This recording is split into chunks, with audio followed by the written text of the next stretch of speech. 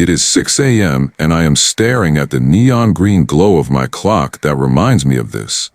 I know that in 20 minutes that alarm will sound and I will have to peel myself from under this comforter and get ready for my day. My eyes pop open after trying to fall asleep. I hadn't wanted to just lay here all night, but I can't keep this up anymore. I haven't been able to sleep for the last 4 days. The lack of rest is beginning to take a toll on me. My vision is blurry even with my glasses on. I have constant headaches, and I'm not sure if that is from how tired I am or how much caffeine I have ingested to try to stay awake. I feel weak and my muscles ache, but I know I cannot sleep. Not as long as I might dream. Even from an early age, my dreams had always been vivid. If I had a nightmare, I would run to my parents' bed and dive under the covers with them. Then, at the age of 5, my father put a stop to that. He would pick me up and put me back in my bed 100 times if that was what it took. I finally stopped going, no matter how frightened I might be, for I knew it would be pointless. At least once a week, I would be forced to return to my bed, shivering under my covers. At age 6, I had a particularly realistic nightmare that led me to believe that some kind of alien creature was outside my window waiting to abduct me. I knew I couldn't stay in my room, but I also knew that if I were to run for my parents' bed, that I would be sent back toward my demons. So I did the only thing I could think of. I closed myself inside their bathroom that was right around the corner. I slept with my back to the door and made sure to leave the light on. My mother had to force her way in the next morning.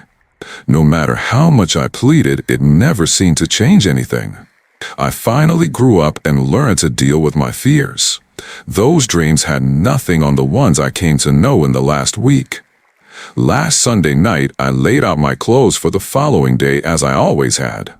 I shut out the lights and slid myself under my comforter and removed my glasses before turning over to kiss my wife goodnight.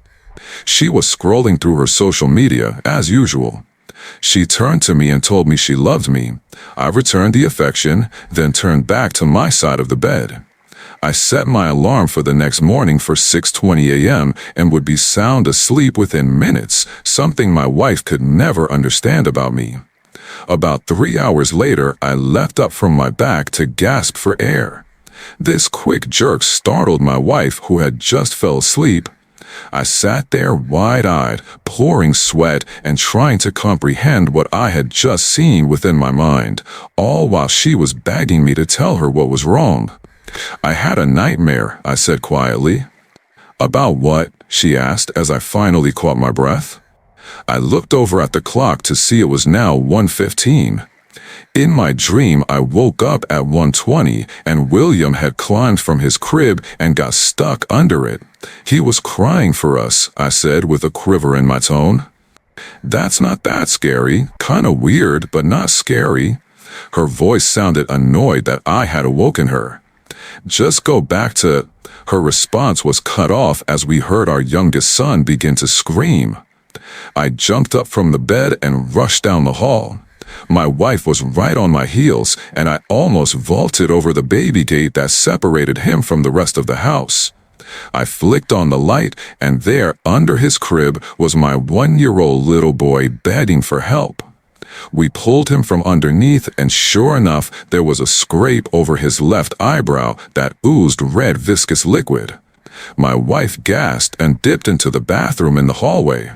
She wet a rag and brought it to me. We cleaned him up to see that the gash was long but not very deep. He wouldn't need stitches. It took about 15 minutes to calm him down and get him back to sleep. We turned out his light and returned to our room. As I went to lay back down, I noticed the clock read 1:35. It had been 1:20 when William fell.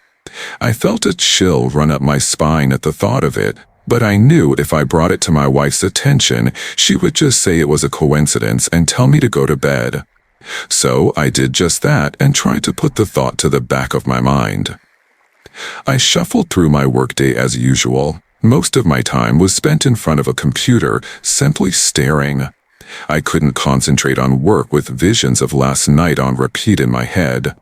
Before I knew it, the day had come to an end, and I was making my way back home. My wife and 2 sons sat down for dinner as always. They spoke about their respective days, but their voices were simply murmurs in the back of my thoughts. I pushed my food around on my plate and tried to seem like I was paying attention. We finished, and as my wife cleaned the dishes, I made sure the boys were ready for bed. James was the oldest son by 5 years. It had taken my wife that long to convince me to have another. She desperately wanted a daughter, but I told her I must not make little girls, and she always scoffed at that. James was good about getting himself cleaned up and dressed for bed, and I would be left to wrestle with William during bath time. He loved to splash and play. We both needed a towel when he was done. I had almost forgotten about the previous night while playing with him and his little ducks, boats, and fish in the water. The mark on his head pulled me back to reality. I tucked them both in with kisses and good nights. One final "I love you" came as I turned out the lights and pulled the door almost closed at each bedroom. Again, I prepared my clothes for the following day and found my way to bed where my wife was waiting. We said our good nights. The only light remaining would be the dim glow of her cell phone. I would soon fall asleep, she still awake behind me. I found myself sitting on a park bench of a nondescript park. The typical trees, grass, and various patrons. Some walked dog, then others played with children. It had that feeling of familiarity, but I couldn't seem to place it. I just sat there alone, watching everyone go about their fun. Then the normalcy was broken by the sound of squealing tires and crunching metal. I stood up and turned around to notice a horrible vehicular accident on the street just behind me. A semi-truck had buried itself deep into the side of an ambulance. The driver of the truck had obviously been very surprised by the incident. He sat shocked in the cab for a moment before putting it into reverse. People from the park ran to check on the passengers of the emergency vehicle. My body stood motionless during the whole spectacle. 3 men pried at the side doors, but they wouldn't budge, so they ran for the back. The bay doors of the ambulance finally gave way, and everyone stumbled back at the sight. My dream shifted, and I was standing at the doors. You couldn't make out that there had ever been people inside. It was a crimson-stained painting depicting viscera as the main focal point. It hung from the roof and instruments inside like garland at Christmas. As I jolted from sleep, the overwhelming urge to regurgitate what little bit of the spaghetti I had consumed at dinner was unbearable. I ran for the bathroom, and once my meal was all gone, I sat there on the cold tile wondering what had gone on. The entire nightmare had been so real that the odor of warm flesh and blood still permeated my nostrils. It took a good hour for me to return to sleep that night, hoping that to be the last of my dreams. Tuesday was much like the day before, but this time my head was filled with the goo of the previous night. I could barely concentrate, and my boss could tell. When he asked how I was doing, I simply told him I hadn't slept well. He seemed to be concerned and sent me back home. I didn't protest, because I could always use a day off, and I was still tired from the previous night. My wife was fairly surprised when I walked in at 3 o'clock. She looked at me with concern. "Everything all right?" "Boss let me off early," I lied. She would dig deeper, and I would have to confess my secret. I didn't want to bring up last night's dread. I just gave her a nod and found my way to the bathroom. She called from the kitchen to let me know that James was home from school. I could hear the two talking before my wife stood outside the door. "Since you are home early, James thought we might go out to the park," she hummed. I turned to face her and tried to hide my shock. I resisted at first, but her prodding continued. Soon I had no choice but to join, and found myself sitting on a bench while my wife and 2 sons played. I would check over my shoulder again and again. I had the strangest of feelings, the kind that fills you with dread. Those moments of uncertainty amidst a coming fate. Those ones that dig at you and leave you agonizing as you wait. Then, out of nowhere, I heard sirens begin to blare. To my left came a white bus adorned with red lines and letters. The lights flashed rapidly as it sped down the street. My whole body turned to look at the adjacent street. There rolled the dark blue semi, just like in my dreams. Jumping from my bench, I started with a brisk walk that quickly turned into a sprint. I wasn't sure what I would do when I reached the street, but I had to do something. I stopped at the sidewalk and waved my arms over my head. I hoped that the trucker could see me, but his face was turned down instead. The scene slowed down to nothing as I saw it on repeat. The chrome grille of the truck buried deep in the side of the emergency vehicle and shoved it a good 10 feet. People came running from all over, even my family. I quickly stopped them all and told them to just stand back. I knew what was to come, and that's something I couldn't let them be a part of. We rode home in silence. I didn't even look at my wife. I could feel her putting daggers in me from the passenger seat. She had seen me run out there shortly before, and I can only assume she wanted to know more. She let me retire to our room and put the boys to bed. When she came in after me, she could tell I was shaken. I had sat on the bed and not moved an inch. My face had turned as white as a sheet, and I didn't even look up as she came closer. She couldn't help but ask, "What happened today?" I finally looked up and had fear in my eyes. I wasn't sure how to answer without sounding insane. The whole thing made no sense. It was completely impossible. How could one person's dream become reality? The words came out without me truly thinking. I knew that was going to happen today. She seemed visibly shocked. "How could you have possibly known that would happen?" she quizzed. I detailed my entire dream of the night before. I told her that once I reached the park, I realized that it was the same one from my nightmare. Her eyes became wide once I started drawing out details, and when she asked what I saw when I went to the doors, I simply said, "You don't want to know." We both laid in the dark, unable to shut our eyes. She, out of worry, and myself, from what I would see once I did. I watched my clock for a few hours, and the last time I remembered read 11:48. I found myself waking up every 30 to 40 minutes. I would look at the clock and adjust myself in bed. I couldn't get comfortable, and I was afraid of what I might dream. I saw the neon numbers read as 6 a.m., and I slid from my bed quietly amidst the dim light of dawn. My feet carried me down the hall and into the garage. I took a step down into it and over to my safe. I put in the combination and pulled down the latch. The door opened with a creak and rested to the side. Within was important paperwork, spare money, family heirlooms, and a .22 caliber rifle that had been passed down in my family for generations. I reached in, grabbing hold of the stock with one hand and a box of ammunition in the other. One round became chambered quickly, the bolt dropping in place. I dropped the rest to the floor before returning to the house. I left doors open as I crept across the floor. I stopped at James' bedroom door.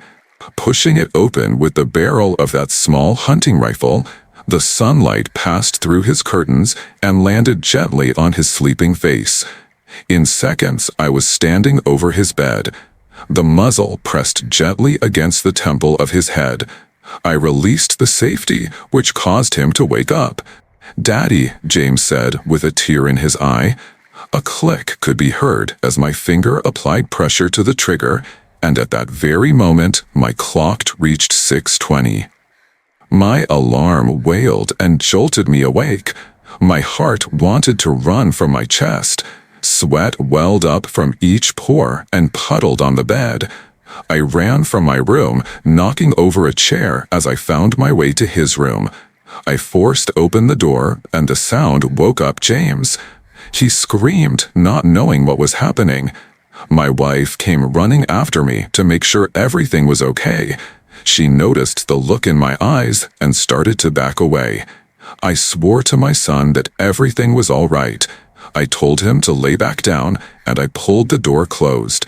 I couldn't escape the tirade of questions that would follow. My wife could not understand why I would startle our child like that. "What in the hell were you thinking?" she scolded. Her hands were on her hips and her brow furrowed deep. I could tell she was 2 seconds from laying a palm across my face. I am sure the only reason she hadn't was because of what I had endured at the park. My head hung low, and I was unable to explain. How could I tell her I dreamt of killing our little boy?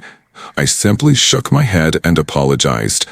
I did my best to prepare for work, but I had no idea how I was supposed to be productive with all of this weighing on my mind.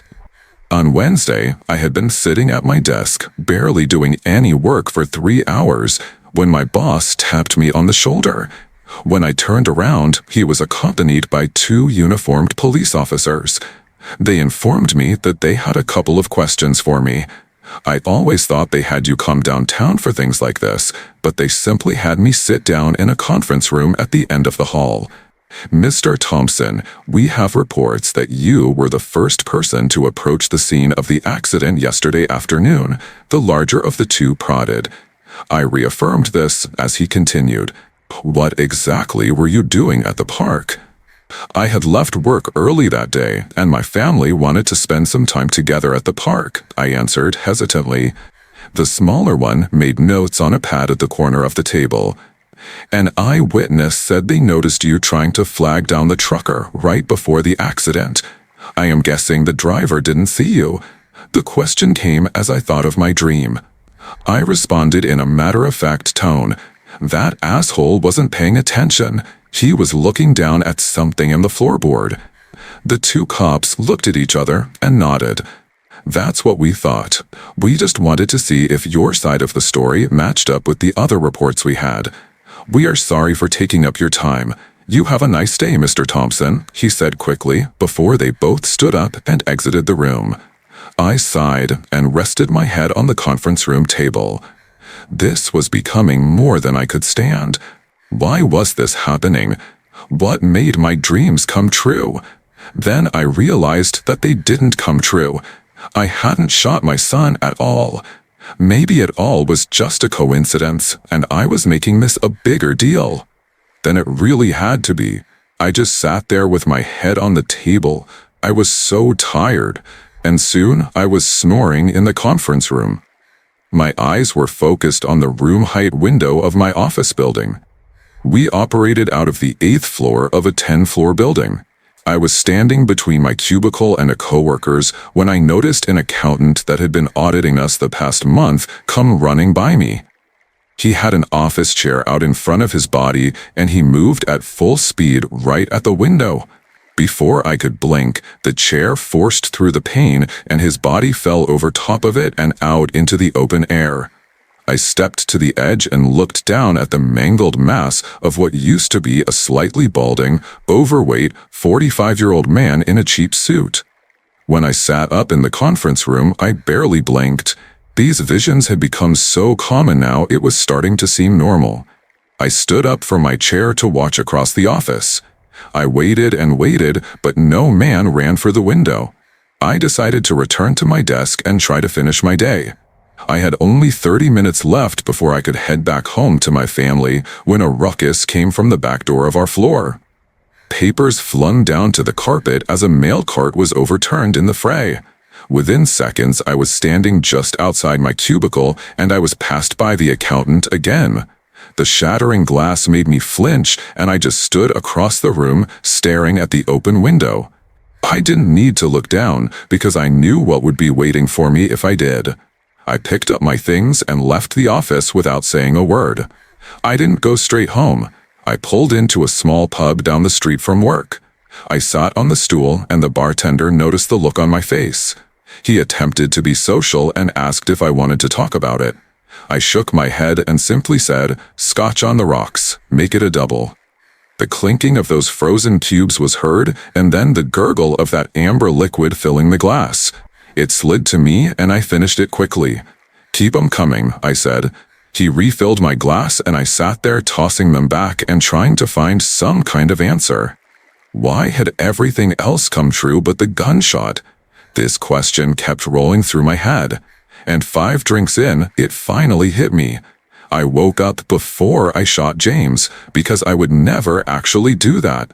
I quickly paid my tab with a $50 bill and left the rest as a tip. The bar stool almost toppled. I left in such a hurry. I scrambled, shoving my hand down in my pocket for my phone. I stepped out of the door to look down at the screen. It had been on silent, but I had 10 missed calls from my wife.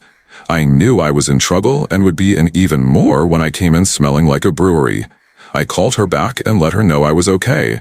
I also told her that I needed a ride because I had been drinking. She would be quite happy to see me, I am sure. She had to take the boys to her mother's house before driving 30 minutes to pick me up, and the annoyance was easy to read. I apologized again and again before telling her what I had realized about my dreams. She didn't believe a word of my drunk rambling and pretty much just told me to keep my mouth shut or she would leave me to stumble my way home on foot. When I got home, I made a pot of coffee and drank almost the entire thing. My wife was so upset with me, she didn't even ask if I was coming to bed. She just left me in the kitchen sipping from my mug. I had to keep myself awake. That was the only solution. It would be harder now that I had taken down so much scotch, but I was determined. I tried to not sit still for too long and found little projects I hadn't finished to keep me busy. I replaced a couple of wall outlets I had intended to change months ago. The car needed a new oil filter, and I knew that would keep me going for a bit. I reorganized my tools in the garage, but as I passed my safe, I kept my distance. I didn't even want to think about opening that anytime soon. The guest bath commode was clogged, so I got that draining. I worked through a month's worth of those honey-do lists that the wife had made in one night. I was proud of myself when I turned off my alarm clock before it even sounded. I actually felt somewhat revitalized and got ready for work and gone in record time. The next night would not be so easy. The newfound energy I had was from my body catching a second wind and being boosted from the caffeine. When I crashed the following afternoon, I crashed hard. I could barely crack my eyes open, but I kept typing away at my computer. I had to keep my body moving or I would go to sleep. Come 5 o'clock, my boss stopped by my cubicle and looked down at my fingers just typing away. He stopped me and said, "John, are you sure you are okay?" I looked down at my fingers as he held his hand over my palm to stop me. Then I looked up at my screen. "I must stay awake," repeated over and over again for the first 1,000 words before it turned into a garble of nonsense. I had filled pages and pages of a word processor document with absolute garbage. He helped me stand up and shut down my computer. He handed me my coat and told me it was time for me to go home. I was even escorted to my car. They must have been very worried. I barely spoke to my family when I got home. I know they said things to me, but it reminded me of the teacher from Charlie Brown. I just walked past them and went to my bedroom to change clothes. I stared at myself in the mirror, and I could tell just how tired I was. My eyes had started to sink in, and they were getting a purple hue. The white was almost covered in red crackled lines of veins, and they burned. My skin even seemed more wrinkled than normal. My fingers traced the lines across my forehead and along my mouth. I almost didn't recognize myself, and I knew that I still had to find a way to stay awake tonight. After 4 20-ounce cans of Red Bull, I was wired again. I started organizing and cleaning the whole house.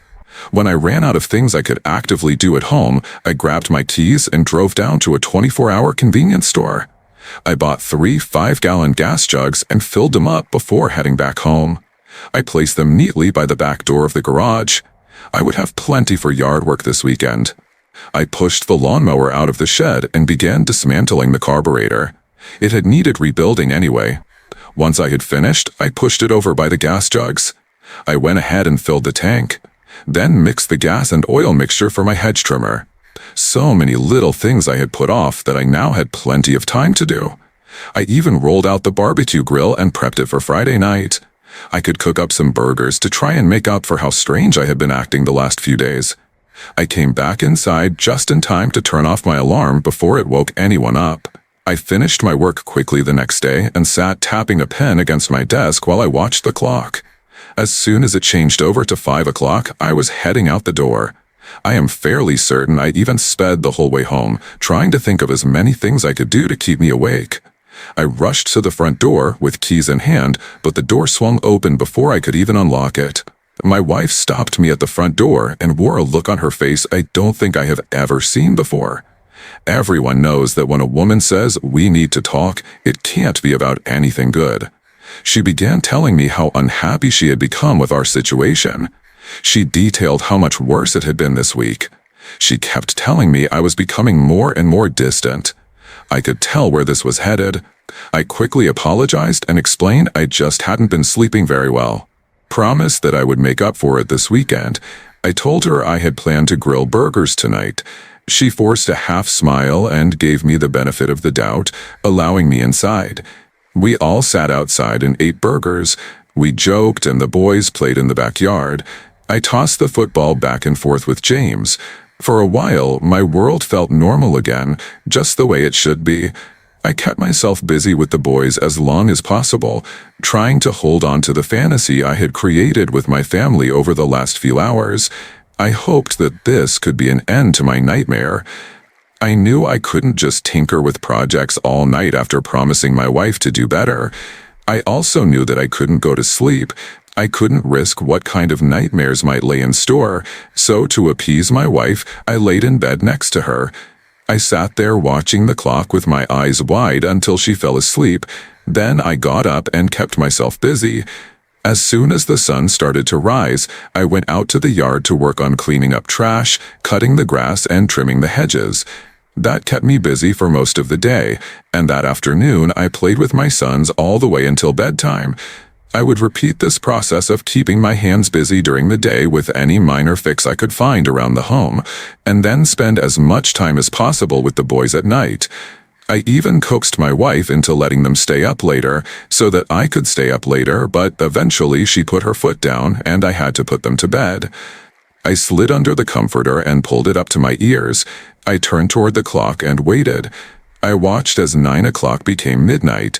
She was still playing on her phone, and I knew I couldn't get up until she fell asleep. I was cursing her in my head because all I wanted to do was get up and move. Even after she finally went to sleep, she kept moving and made me believe she would wake up while I was up working. Before I knew it, my eyes were drooping. They felt so heavy, and I wasn't sure how much longer I could keep them awake. It is 6 a.m., and I am staring at the neon green glow of my clock that reminds me of this. I know that in 20 minutes that alarm will sound, and I will have to peel myself from under this comforter and get ready for my day. I feel my eyes close for a moment, fluttering in and out of sleep. When I couldn't take it anymore, I got up from under the blanket, but my wife didn't say a word. I crept down the hall and toward the back door of the kitchen. I would at least head out into the night air for some fresh air. I almost felt like I was going to suffocate laying in bed, and maybe the chill of late hour would snap me back awake. I quickly pulled open the door and smiled slightly as the cool air brushed against my cheek. As soon as I exited the back door, my smile faded, the aroma of smoke breaking my concentration. My eyes quickly darted to the back of the garage, where light flickered upon the ground. A stray ember from the grill had somehow ignited dry grass clippings I had yet to tidy up. The grass was ablaze and headed for the gasoline canisters. I rushed toward them, but before I could manage a rescue, they both had been consumed by fire. An explosion echoed throughout my neighborhood as my body was flung back almost 20 feet. The masonite siding lit up like the 4th of July before I could even scramble to my feet. The embers lapped at the walls and rolled in through breaking windows. Screaming of those I love most is heard for a short time before the sound is snuffed out by the smoke and flame. My eyes open wide, and it is 6 a.m., and I am staring at the neon green glow of my clock.